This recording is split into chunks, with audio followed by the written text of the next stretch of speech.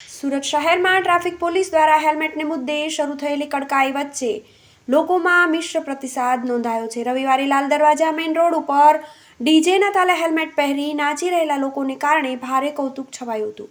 દીકરીનું મોસાળું લઈને નીકળેલા પરિવારજનોએ ડીજે ઉપર હેલ્મેટ પહેરી ડિસ્કો કર્યો હતો। હેલ્મેટને લઈ જાહેરમાં અનોખી શૈલીમાં ગુસ્સો વ્યક્ત કર્યો હતો। કિરીટભાઈ, તમારો એક વિડીયો વાયરલ થયો છે, એ બાબતે શું કહેશો? આજે એક સામાજિક પ્રસંગ દ્વારા અમે બધા ભેગા થયા હતા અને પ્રસંગમાં જતા ફેરી હું એ ખાસ કરીને જોયું હતું કે લોકો હેલ્મેટ લેવા માટે પડમ પડી અને ખૂબ રોડ પર દહેશતનો માહોલ, ડરનો માહોલ ઊભો હોય એવો માહોલ સર્જ્યો હતો।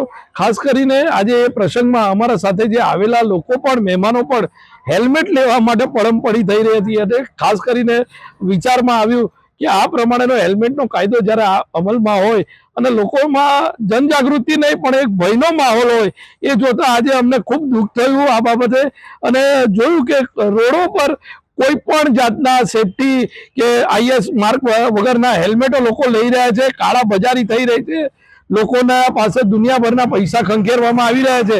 ખરેખર એ તપાસનો વિષય છે અને જનજાગૃતિ એવી હોવી જોઈએ કે ખરેખર આઈએસ માર્કના સારામાં સારા કંપનીના હેલ્મેટ લોકો પાસે જવા જોઈએ અને એ હેલ્મેટ એમણે પહેરવા જોઈએ।